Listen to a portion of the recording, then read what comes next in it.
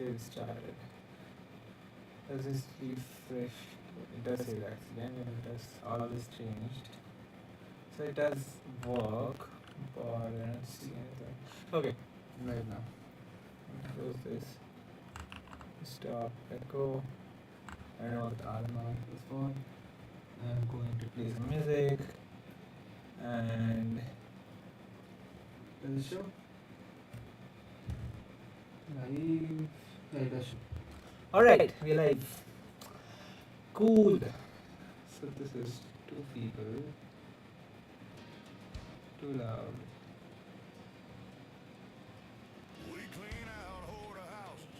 Okay, I'm gonna play following this time instead of for you.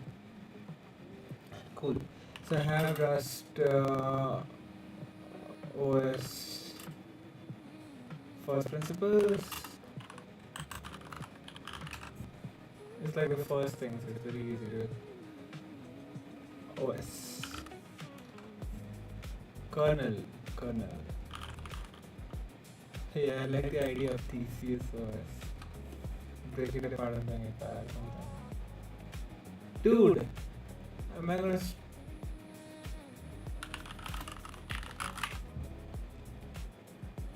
Thank you, fellow.com. Alright, so we did the freestanding binary yesterday. I'm going to pull stuff in if I push anything. I don't really think I did push anything, but maybe name this guy, maybe bigger. And also I want it to be in the same as, yeah, I need the browser to be here. I need to move like this. I need it to move this side. I need it to be a little smaller. Alright, and then I'm going to come here, and this is going to be a little bigger, and then this is going to be renamed to heyos, right?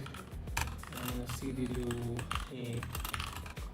Alright, so this is currently a single binary, so if I go to heyos and I do a cargo build with that embedded target, it compiles. And right now we basically have a main where we have a start _start function. We talked about this yesterday. It has a no manual on it, so it reserves the name, the binary. Actually, I do want to check that. So I'm going to do cat target debug build. I'm going to just ls this for a second. It's not built then where it's gonna be implemented. heyos. No, it's not. Okay, we're gonna do a release build.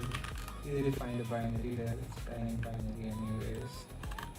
So target release bin, right? Bin. What's going on?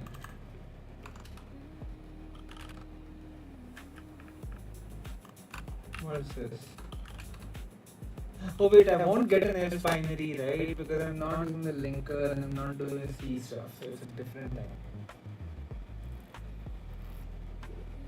Okay, fine. And also have this panic handler.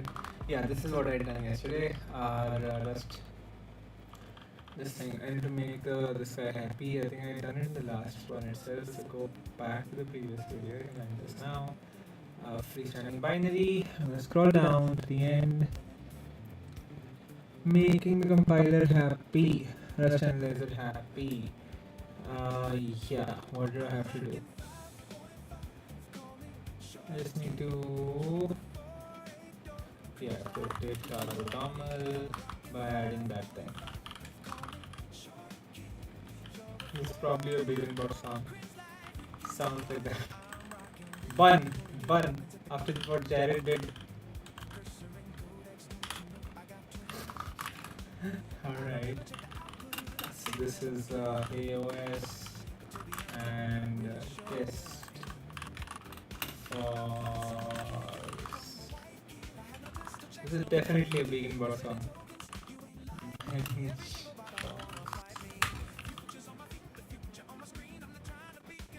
Alright, now I'm gonna go back to the handler and that is gone. Yeah, but it doesn't mean that my compiler errors won't show. Of course, this should show. What do you want from me?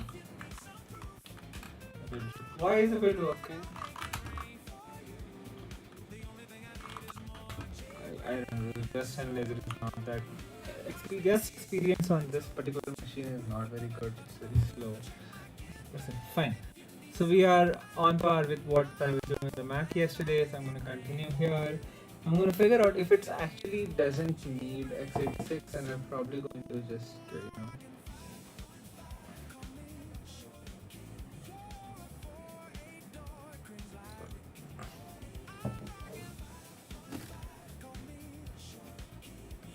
all right. So just a second.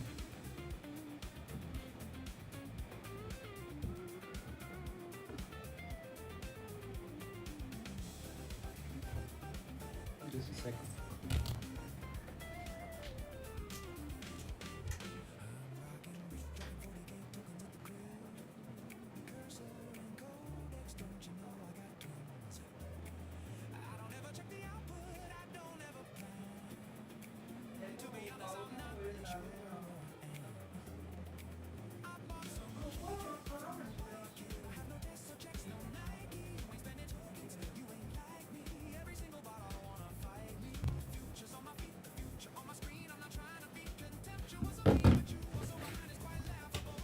Yeah, sorry, I just had to go do something. Alright, so we have our boot process. So what we're trying to do here is pretty damn cool for a I'm calling myself a normie in spite of all this, dude. Because, dude, I have to get down the layer of abstraction. Okay. Alright.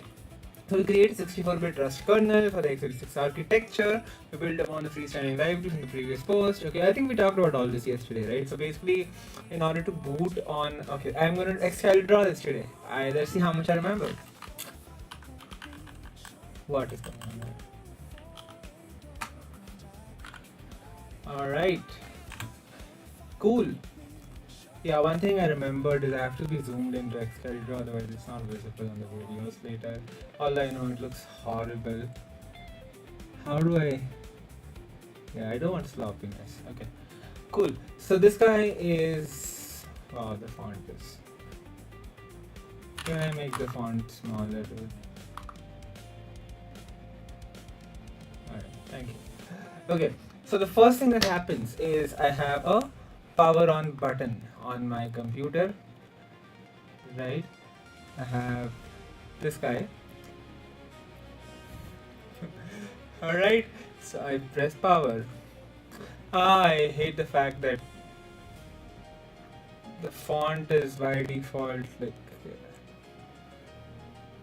it's not extra small, is it? Yeah. Okay, dude, I can't do this zoom in stuff. It has to be. I'll just make stuff bigger that way. That works too. Alright, so I have a press power. Cool. So first thing that happens is BIOS is generally blue, right? BIOS is basically what runs first. Okay, it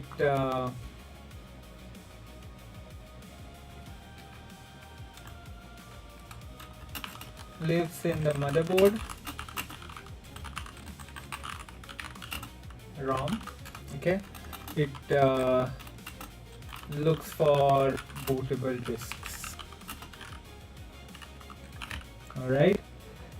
There's another thing. I'll come to the BIOS and UEFI and MDR and GPT stuff.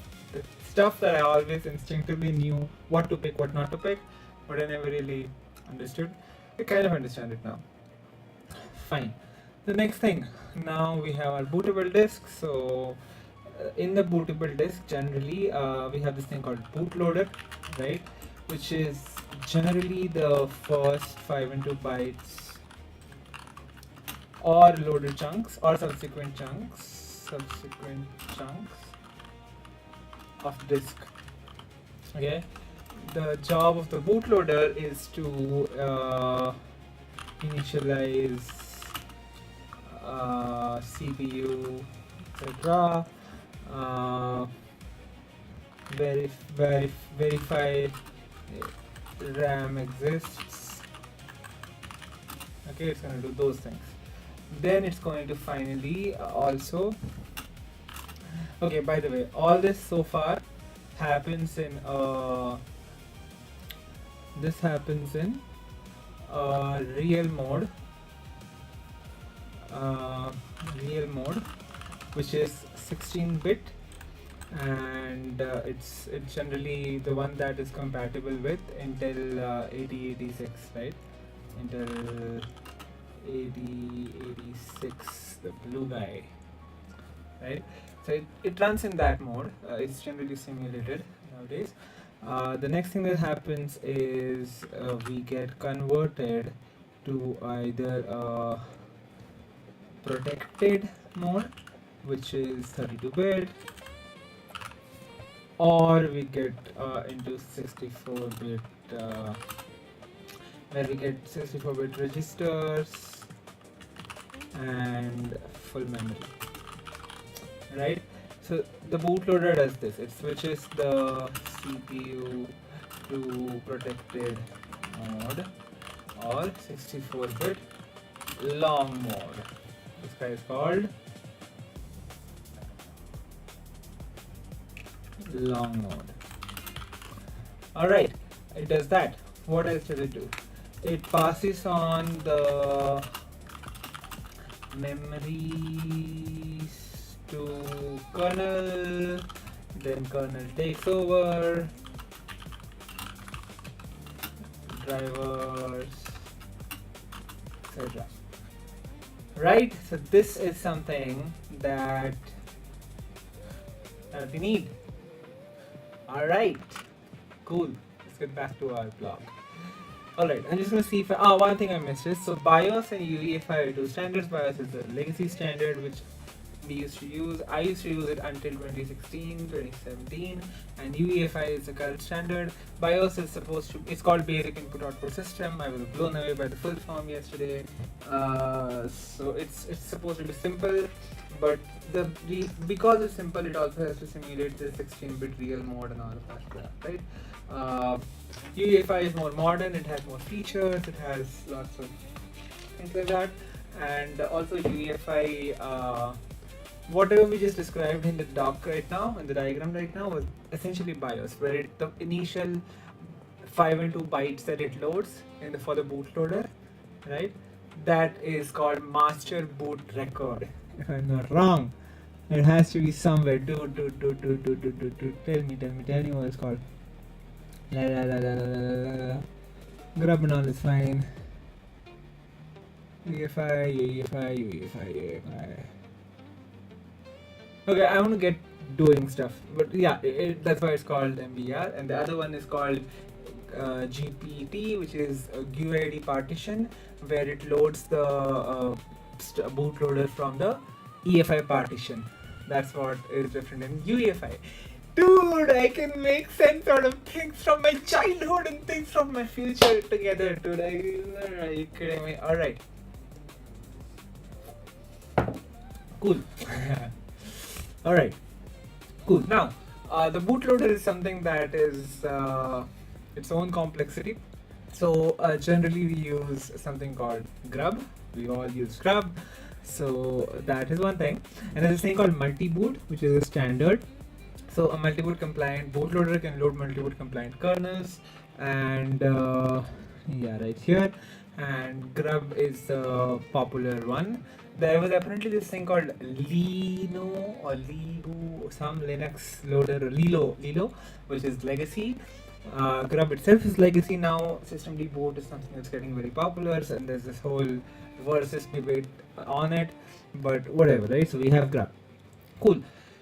So grub and multi-boot standards have issues too. Apparently, one, it only supports the protected mode, so you still have to do the switch for the 64-bit mode. Then it's also supposed to make the bootloader, of course, right? Typical contract, right? I don't care about the downstream user syndrome, right? It's designed to make the bootloader simple instead of the kernel, so etc, etc, etc. Fine. So these guys are giving this tool called boot image, which makes it possible to load our kernel that we are going to build on grub as well. Fine. UEFI apparently is very complicated and they don't support it yet, so that's the future thing. Cool. Minimal kernel. Now that we roughly know how the computer boots, now that we roughly know how the computer boots, it's time to create our own minimal kernel. Our goal is to create a disk image that prints a hello world to the screen when booted. We do this by extending the previous post reselling Rust library. Okay, we have the Rust library, we are good. As you may remember, we built a freestanding through cargo, but depending on the operating system, okay, so this is the target thing, right? So by default, it takes the current target, which on my case here, yesterday on my Mac, it was Apple Darwin, or Mac OS Apple Darwin. Here it's here it is. Oh, sorry, it was AR64 Apple Darwin. This is x86-64 Linux. No, x86-64 unknown Linux, right? So yeah, the vendor is probably for, I don't know, OEM installed OSs or something. Cool. So we have the stuff from yesterday. We did it with cargo by doing the hyphen target, and we've passed this random embedded system target, but we can't really do that. So we have to now create our own target. All right. First thing it asked me to do is to install the nightly version of Rust with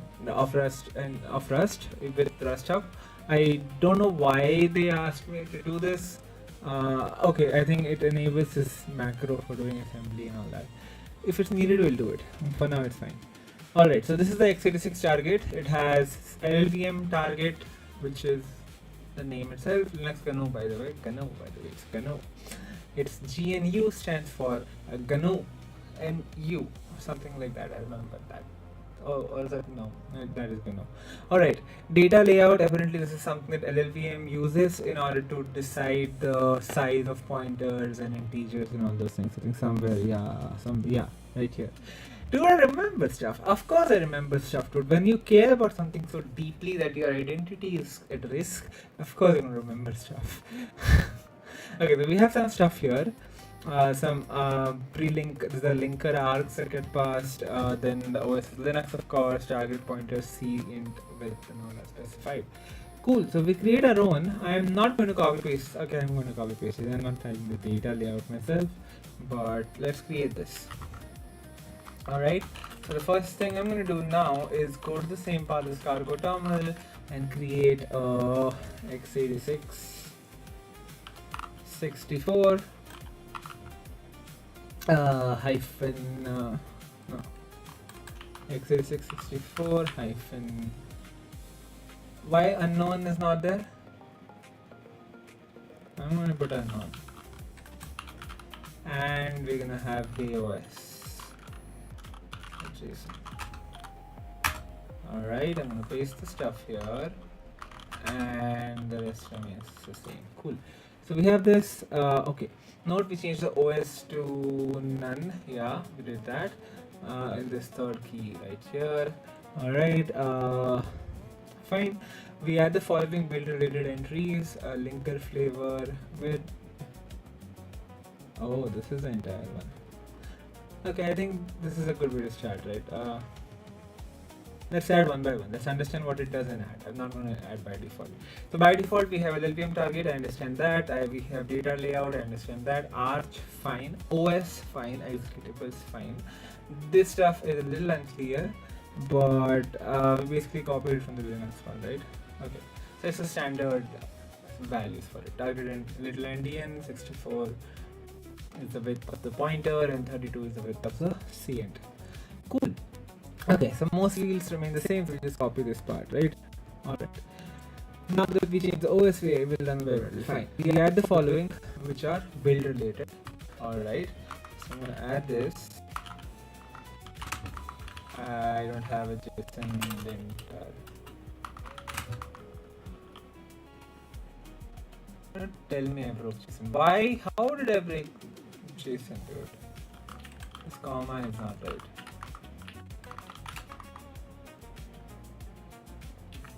Okay, whatever. Okay, so we add the stuff. So instead of using the default linker, which might not support Linux targets, we use a cross-platform linker. Okay, that shipped with Rust itself. Fine. Then panic strategy abort is the one that we use to disable stack unwinding, like yesterday.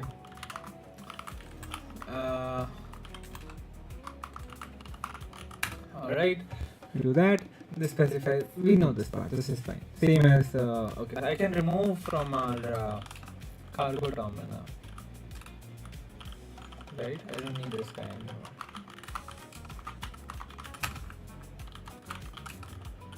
Alright, cool. What next? Disable red zone true. What is that? Yeah, we can remove from there, exactly. Cool. Okay. Disable red zone true. We're writing a kernel, so we'll need to handle interrupts at some point. Okay. Yeah, because process interrupts. Okay. To do that safely, we have to disable certain stack pointer optimization called red zone. Fine. Something Rust compiler does that is not suitable for kernel. Disable red zone. It's some pointer optimization apparently. Stack pointer optimization. Okay. It would cause stack corruption. Okay. I do want to read this at some point in the future. Or no. Fine. Then we have some features here. I don't know what that is for. Let's see it, but let's add first. Alright. The features field enables disables target features. We disable MMX and SSE by prefixing them and enables offload. What are these for? I don't know. Okay, MMX and SSE determine support for SIMD. Dude, the terms that are like magical, you know.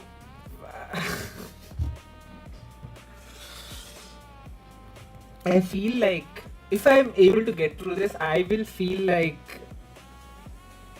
the main character from Witcher Atelier.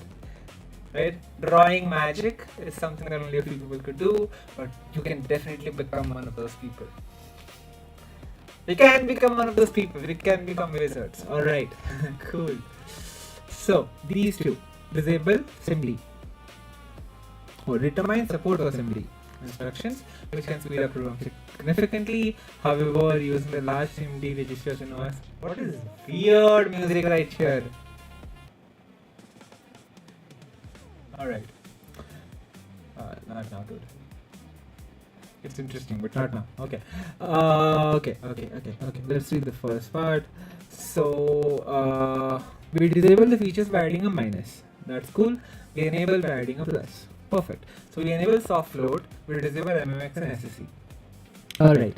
So, SIMD can speed up significantly. However, large SIMD registers in OS kernels leads to performance problems. Okay. Fine. It's a trade-off. We don't know how to use it. We don't disable it. The reason is that yet SIMD, whatever. Not now. Not today's thing. The reason is that the kernel needs to restore all registers. What is a register exactly? I don't really know. Let's see. The reason is that the kernel needs to restore all registers to the original state before continuing an interrupted set program. This means that the kernel has to save the complete SIMD state to main memory on each system call or hardware interrupt. Since SIMD, I do not get this part. Bottom line, SIMD state is large. Interrupts can occur very often. The additional things can harm performance. To avoid this, we disable SIMD for our kernel. Only for our kernel. The problem with disabling SIMD is that floating point operations on x86 require SIMD registers by default. To solve this problem, we have the soft float feature. Okay, I kind of at least got that now. Which emulates all floating points operations and software functions based on normal integers. So bottom line SIMD is basically you give multiple data single instructions, some sort of parallelism at the CPU hardware level. Super cool stuff too. It's like a forbidden magic, right? Forbidden jutsu. Fine. Again, they have posts on everything. I just want to keep them ready. Right. I can always come back here and find the post. Don't worry about it. Fine. Okay. Then we need this thing over here. I thought the ABI was CABI. Okay, I don't know. Since we want to use this feature, we also need to Rust compiler. Let's see that we want to use the corresponding ABI. We can do that by setting this to x6 soft load. Fine. So we have this. Alright. So now we can compile. Dude, what are you talking about? Alright. I didn't even get the error that they are talking about. Huh?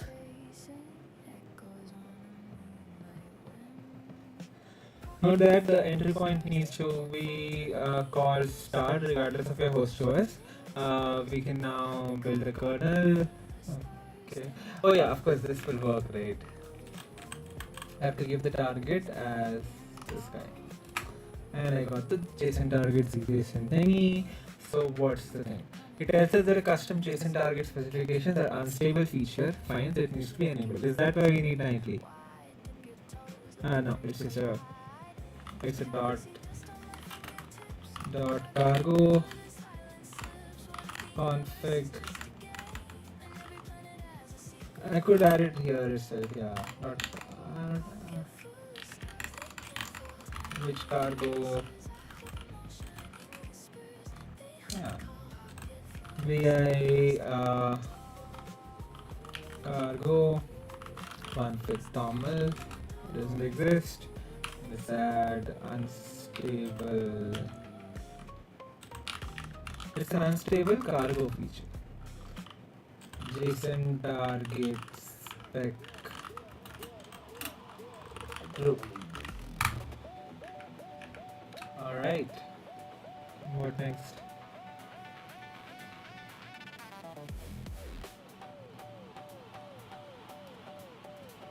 Okay, this is not the global thingy. I need to have it right here. I don't have it though. This is next to SRC folder.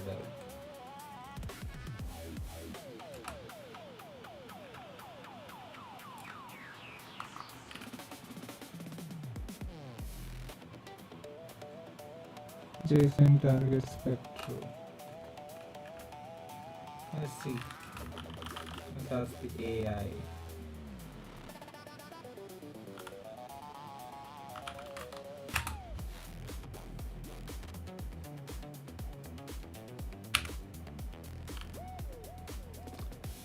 Chat GPT don't want you to do anything.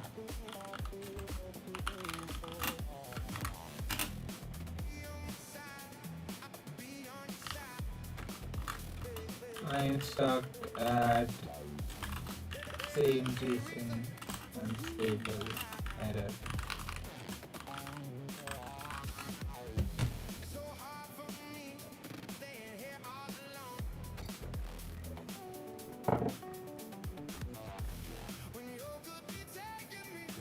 I feel like every agent thing should have like a chat GPT mode, a chat mode where it doesn't do anything. Oh, I need nightly. Alright. Cool.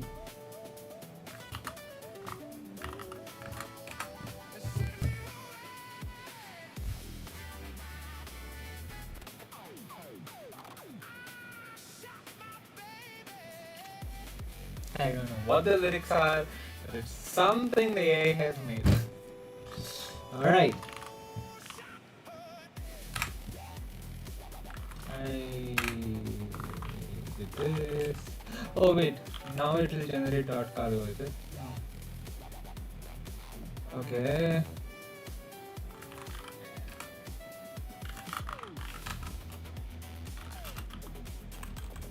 So create an mkdir dot cargo here and create a dot cargo config dot toml.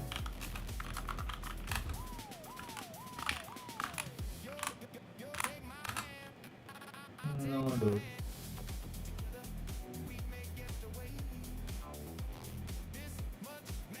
Okay.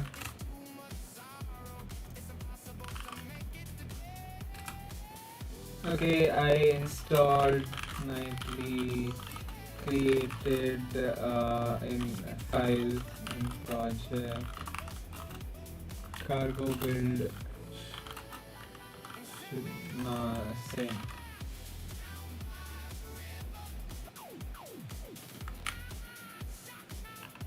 Performance is fine. Did I miss anything?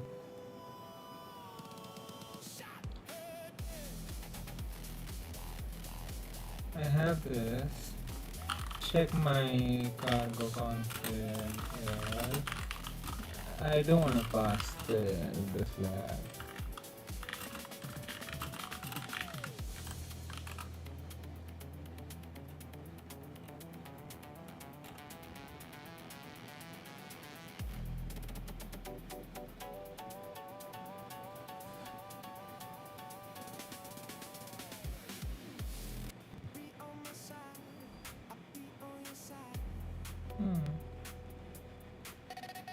Exactly.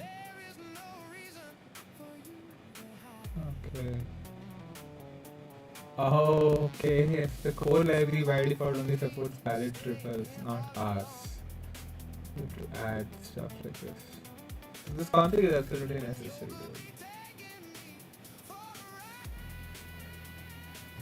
How do I make cargo nicely?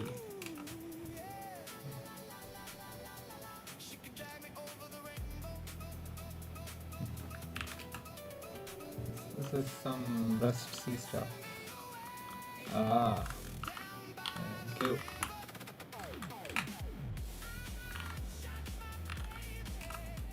Alright. This target cannot be installed, so I'm going to open the cargo config terminal again, and I'm going to add this guy. Build std equal to core compiler build things. Alright. So it's not including the core stuff as a.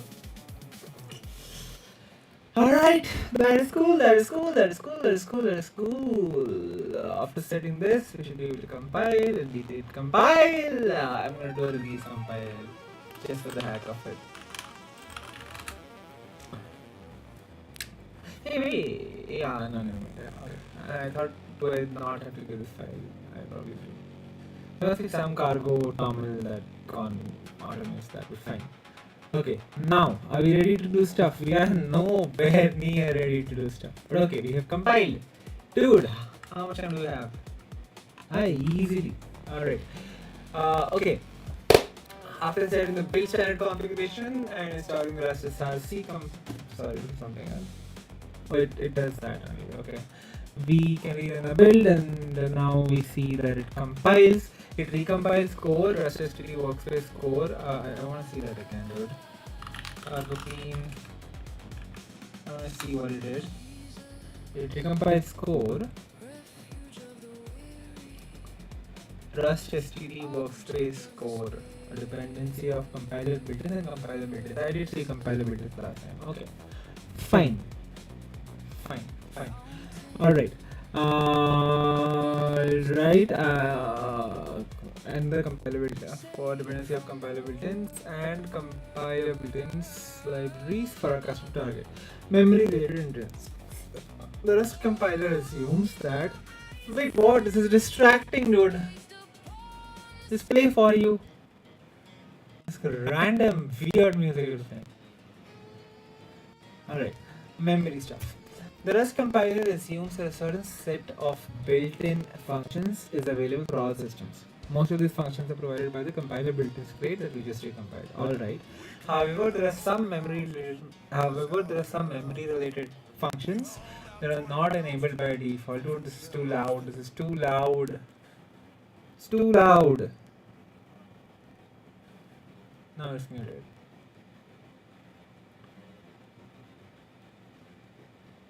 How do I unmute it?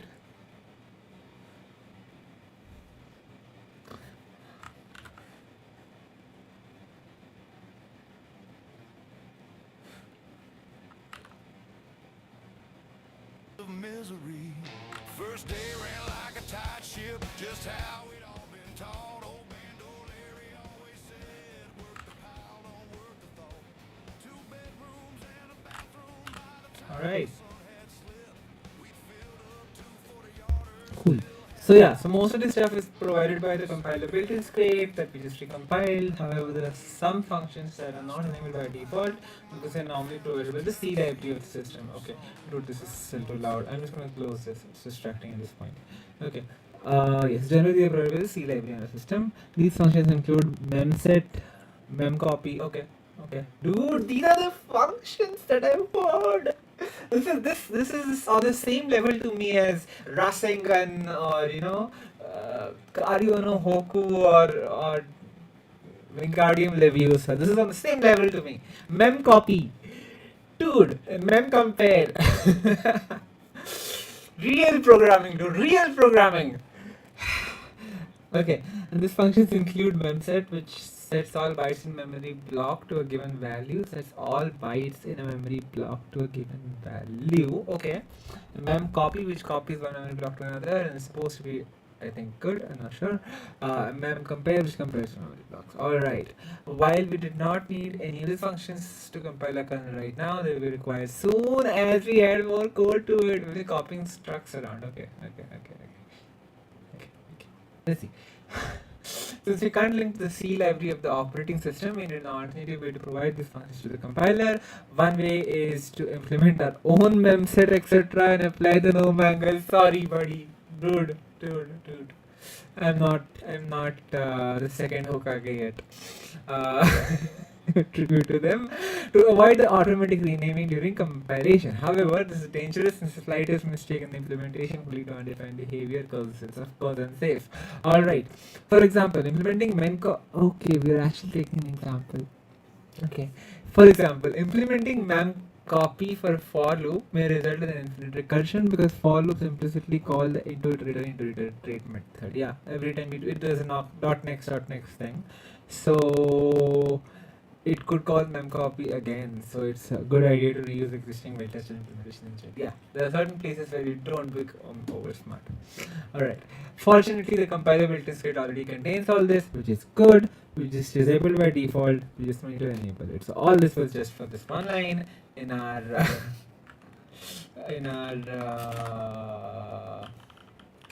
config, and I'm just going to add it here now. Alright, and our compile still works. Alright, it did include that now. Alright, cool. We include this flag, right, like the build standard flag. This can either be passed in the command line with -z or in the cargo config file. Since we always want this, this makes more sense for us. Fine. Support for the compiler built-in mem feature was only added very recently, so you need a recent RUS nightly for it. Alright, 2020, again, the years work weird, that's fine. Behind the scenes, this flag enables a mem feature of the compiler built-in script. Okay, that's more rusty, that's my language. Okay. The effect of this is that the unsafe no mangle attribute is applied to the memcopy etc. implementations in that crate, which makes them available to the linker. Okay. With this change, our kernel has valid implementations for all compiler required functions, so it will continue to compile even if our code gets more complex. Okay. Set a default target. Yeah, this is what I was talking about. But I don't want to do hyphen thing all the time. Cargo toml, set a default target. Alright, and now I can just get rid of this argument here. Alright, perfect. Okay, we're good. We are good. Okay, now how do we print to a screen? We did not have print line. Okay, we're gonna do this. However, our start entry point is currently empty. Fine. We need to output stuff. Oh, wow.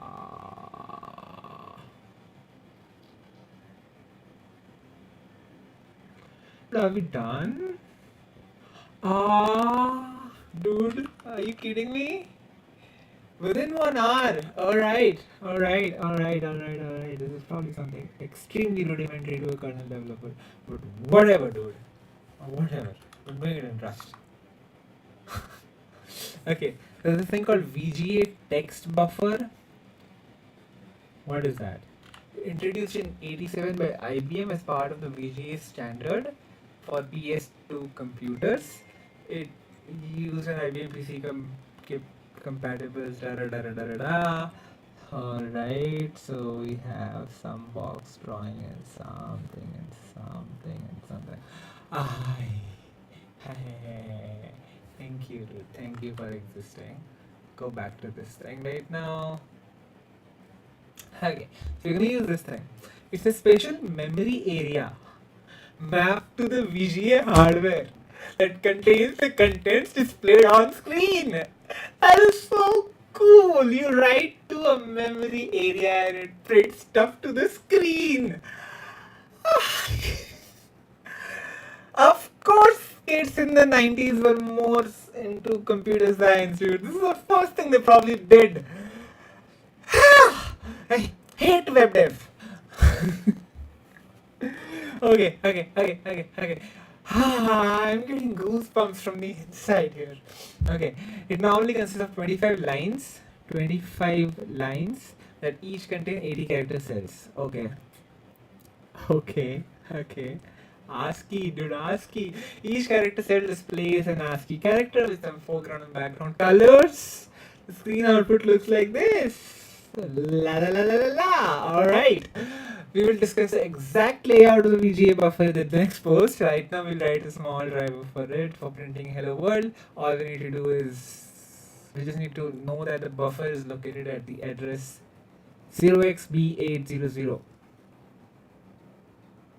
I'm just gonna call it 8000, but it's not. But okay, 0xb8000. Right, and each character cell consists of an ASCII byte and colored byte. Alright, so let's start the implementation now. Alright, buddy, I'm gonna go to main RS. Alright. I'm gonna, oh, what is that?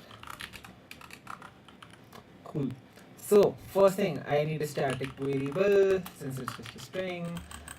Static are in caps, fine. It's a U8 array, so not a vec, a U8 array, and it's basically hello world.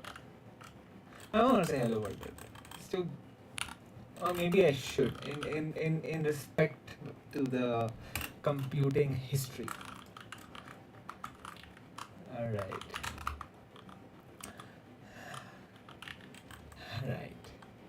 Cool. So we have, at least we can write Rust here, which is good. So we have a VGA buffer, which is basically this guy, 0xb8000. We need a mutable it's an unsafe function, so we can do weird shit. Mutable pointer to u8. Okay, what did I miss? I missed something. I need to have the loop in the end still. Alright, cool. So what I'm going to do now is go from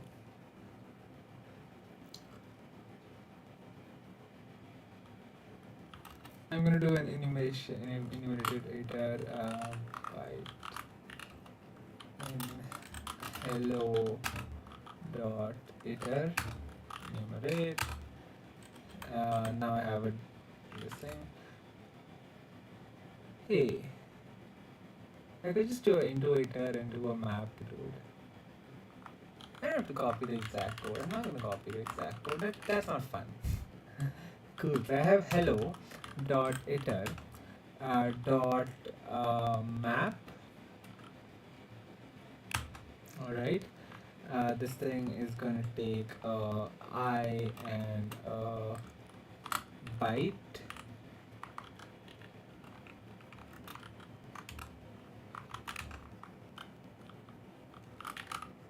Dot collect.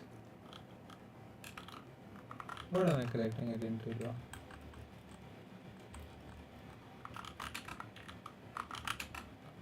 Alright.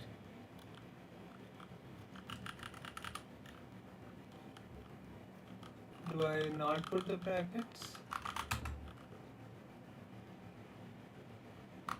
Dude, don't be over smart right now. It's fine. You don't have to do fancy stuff. You can just do the loop. So it's I comma and byte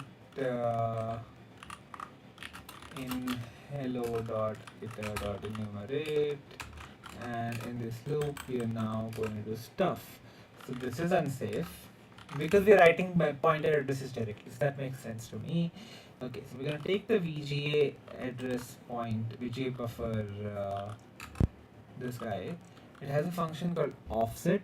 Okay, I'm gonna give it I as I size. Okay, into 2 because I don't know why is it 2. I think it's 2 because it's the offset length is 2. The character length is 2. Yeah, characters are 2 bytes. So maybe that's why I'm gonna read it still. Okay, and this is gonna be equal to byte. All right, and then I'm gonna do VGA buffer dot. Dude, I don't like this. I don't like this copy pasta behavior. I'm not gonna do that. I'm gonna understand the code and write without looking. Alright, so what's happening here? So we have this static U8 array, which is a hello world string. Great. We have this OXB8000, which is a U8, which is a pointer to U8, right? And it's a mutable pointer because we want to mutate it, and that's going to be unsafe. That's okay. So we have that. Now we can iterate through the hello bytes. We have the iterator in the byte. Right. I is 0 in the beginning, and the first byte is H. Cool. Now we are doing two things. We are adding a byte at I into 2, and we are adding a XB. 0xb. What does 0xb stand for? A light sign. Okay, so it has a forward colored thing. Okay, that sounds fine to me, right? All right, let's do it. Let's do this. Cool. So the first thing is I'm going to create a mem buffer. Okay, I'm not checking, I'm not looking. Okay, whatever. VGA buffer, right? VGA buffer, which is gonna be dude. Why else? Why can't I do this? Why can't I do star mute u8 equal to 0xb 8000? Okay.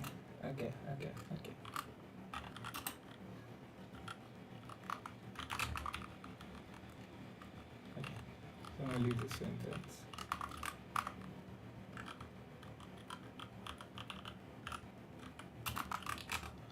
Alright, so now for I comma a byte reference in hello dot enumerate, I'm going to do two things. This is unsafe. I'm going to write to the VGA buffer dot offset I into 2. I'm going to add byte and this is equal to byte, right? It expects one argument, so this guy is equal to byte and this guy is equal to 0xb, which is the cyan color. Okay, and the I here is supposed to be I size. It's U size right now, so I do as I size, and here as well I do as I size. Alright, so what next? That's it? Dude, why is panic environment back? We've disabled it.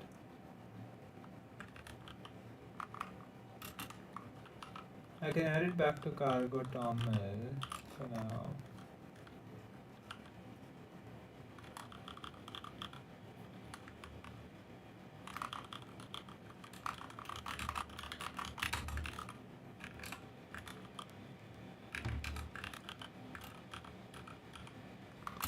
I think it's because I missed something in the cargo config.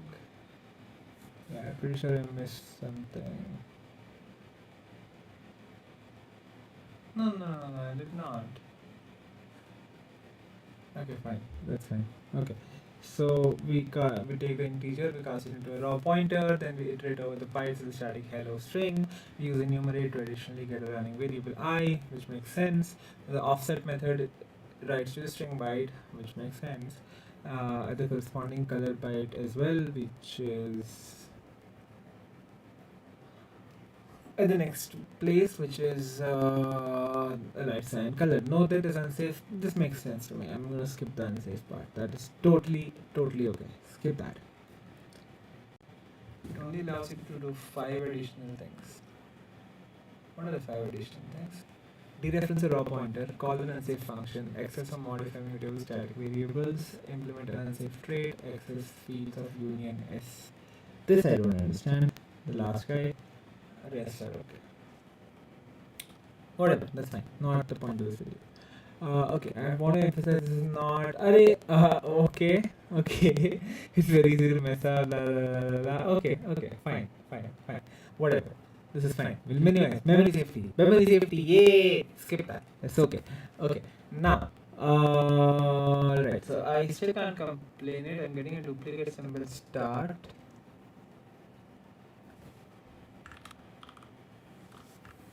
I think I'm missing the default thing in cargo toml. I do have that.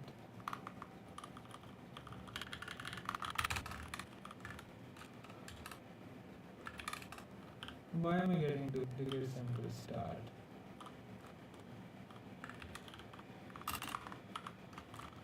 Oh wait, do I have two implementations of? No. As if no manga is also there. Okay, fine. What do we need now? We already converting the booting disk image, dude. Okay. Booting is a section about, yeah, that's fine. I'm okay with that. That's fine.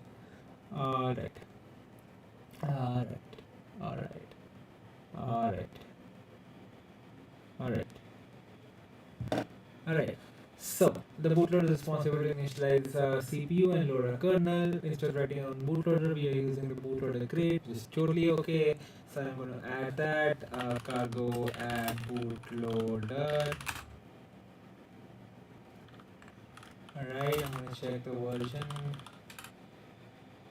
The version is different. I'm going to stick to the same version because I don't know why. It's fine. If you break something, change it to 0.9. That's fine. Okay. Fine. Then I need a thing called boot image, which is gonna let us create the qemu thing. Alright. Boot image tool does the following. It compiles our kernel to an ELF file. It's still an ELF binary, okay? It compiles the bootloader dependency as a standalone executable. It links the bytes of the kernel ELF file to the bootloader. It links the bytes of the kernel ELF file to the bootloader. When booted, the bootloader reads and passes the appended ELF file, and then it maps the program segments to virtual addresses in the page tables, zeros, and the .bss section, and sets up a stack. Finally, it reads the entry point address, our start function, and jumps to it, and then we boot qemu.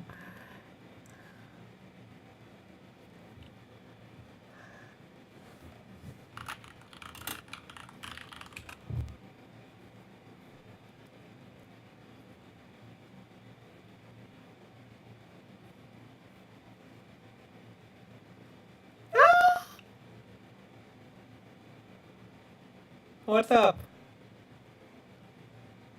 Should I clean? Okay. Saturday? Where did Saturday come from? This error? What the hell? Where am I? I'm in heyos, right? Okay, wait. This library has 30. That's okay. Kernel build failed, dude. I'm already getting cool errors, dude. I'm so happy, dude. I'm so happy. Okay, duplicate lang item in crate. I know this lang item thing, dude. First definition of core loaded in our nightly tool chain. Okay, I'm gonna remove that. I think this is a new version. So new version of the library probably includes it. I'm gonna do one thing. I'm gonna do 0.9 and see. The more things that I control, I'm happier, right? Okay. Yeah, now we are back to our compiler error itself, which is cargo build. Yeah, it's because it probably includes the stuff that we did here by default. Code is probably included by default. That's fine. I'm not going to remove. I'm going to keep 0.9. I'm going to say latest includes code by default.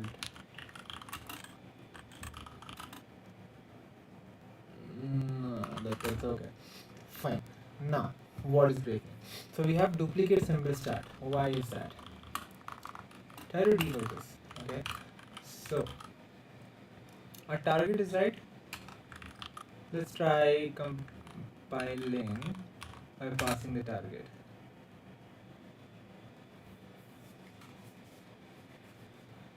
Dude, don't give the lead.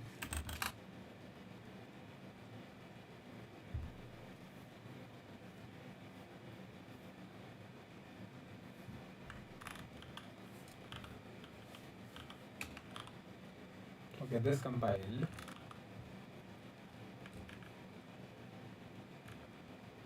Then the normal cargo build did not compile. Then it's just having a wrong target. Blob OS, exactly. That's the problem.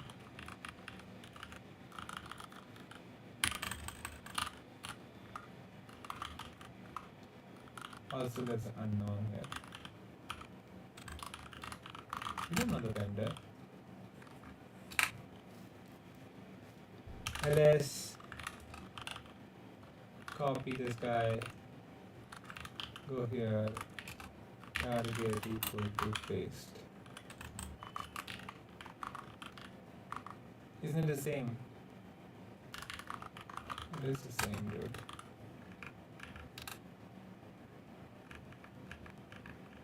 This works still.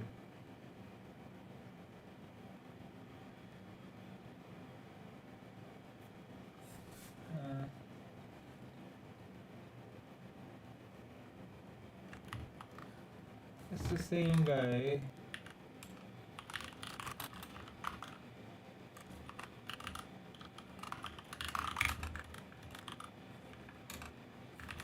I don't need these guys, dude.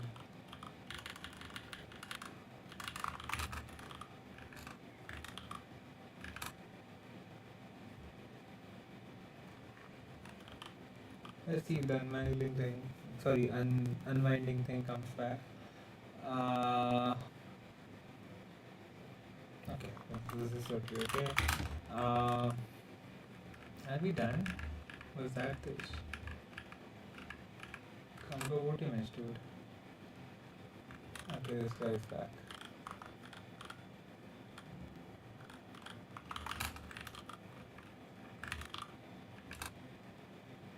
And now this guy is back. Can I do one thing?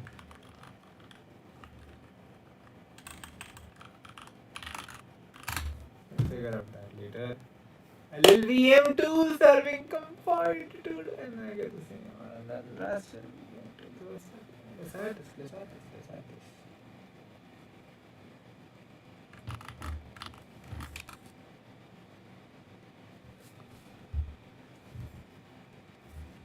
I don't care how long this video gets, dude. This is fucking amazing.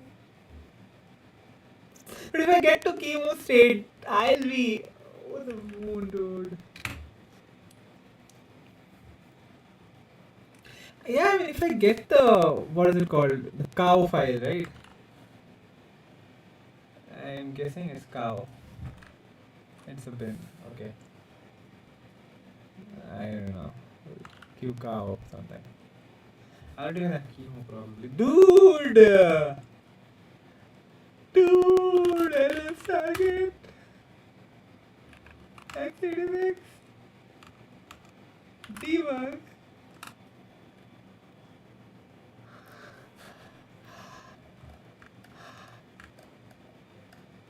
Hey, first of all, let's finally run.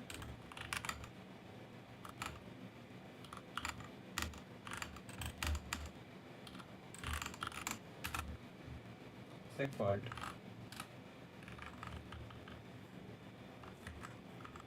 I don't think I have chemo, dude. It's not blog.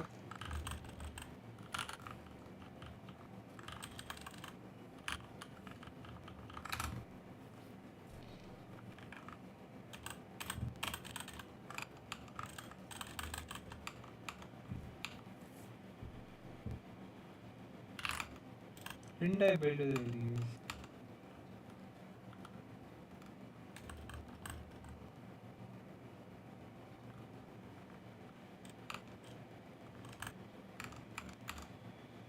Release.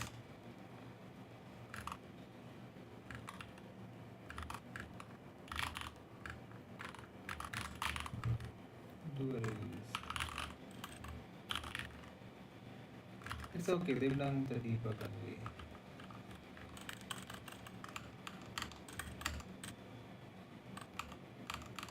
Oh, there's no auto completion there, okay.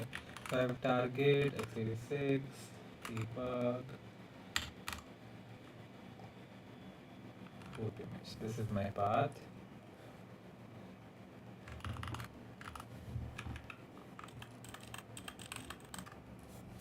Ghosty.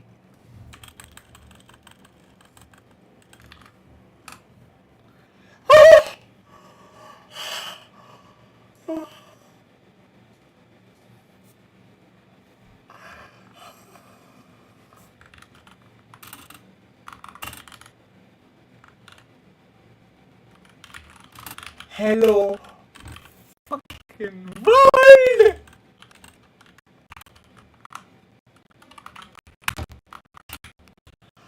Dude!